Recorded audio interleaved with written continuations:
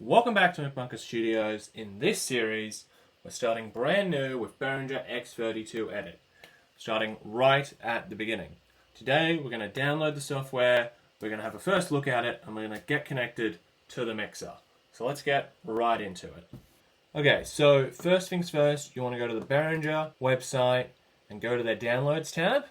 You want to click on Mixers, you want to look at Digital Mixers, scroll down to X32, and then you want to go to Software, and then you can choose, or it's not a very long list, so you can sort of scroll down through the list. We're looking for X32 Edit. I'm on a Mac, but they've got Windows here as well. Download that and get started. Okay, so after you've downloaded X32 Edit, and you open up, this is what you're looking at. You got your basic mixer scene. So let's get right into it. So we want to start at Setup. If this is your first time opening up, you don't need to do this, but a good thing to do is just initialize it. If you've used it a little bit, or you're about to connect to a mixer for the first time, let's just initialize it, make sure all settings are absolutely at 0. Okay, so after that's done, we can get back into it. Quick thing on the initializing, it only zeroes out all your settings currently, doesn't mess with your scenes or any saves like that. That's all safe. So then we'll come over to connection, and we want to connect up to our mixer. So I've already got my mixer connected here, but if it's your first time connecting, you can scan for it, see if it finds one. It might come up with the name, the IP address, or you might have to manually type that in. Let's go and check what the IP address is on our mixer. Okay, now we're over at the mixer. I'm just going to walk you through how to check your network settings. So we'll go down to the Setup tab, and we'll just tab over until we get to Network. And here you'll see the IP address of the mixer, subnet mask, and the gateway.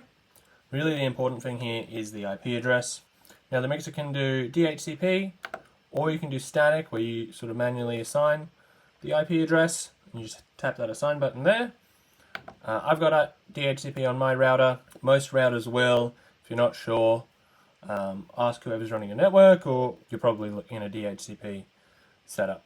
Now let's get back to edit, and we'll put this IP address in. Okay, now that we've got the IP address back in that setup page, on the connection tab, you can scan. It'll find your mixer. They've connected a few times. It knows what it's looking for. But if it's not showing up for whatever reason, you can type in the manual IP address here, hit manual IP, so I'll go to connect. Now I'll come up with this question, whether you want to go mixer to PC or PC to mixer. So if you've got a brand new desk and a brand new software, then it doesn't really matter that much. They're both initialized. If there's any settings or anything, if you've already got a scene loaded on your desk or mixer, then you can go mixer to PC. Or if you've already got a scene loaded on your computer and you want that then to go over to your mixer, you go PC to mixer. In this case, we've initialized the computer, so let's go PC to mixer. Everything on the PC will be set to our current edit settings. Let's continue. This transferring parameters thing will come up. Right, so we are now set up. If I move a fader on my mixer, you'll see it move there on the X32 Edit. How good is that? We're all connected. Couple of pitfalls I just want to touch on. There is some settings and talking about remote in the mixer. There's a remote USB port on the back.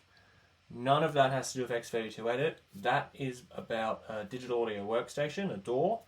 So you can use part of your mixer, the 8 output faders, as a control surface for your DAW, the digital audio workstation. And that's what the remote button on the mixer is about.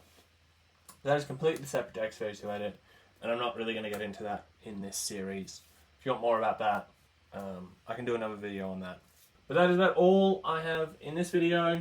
In the next episode, we're going to get into inputs. We're going to run a channel through the desk, see it on the X32 Edit.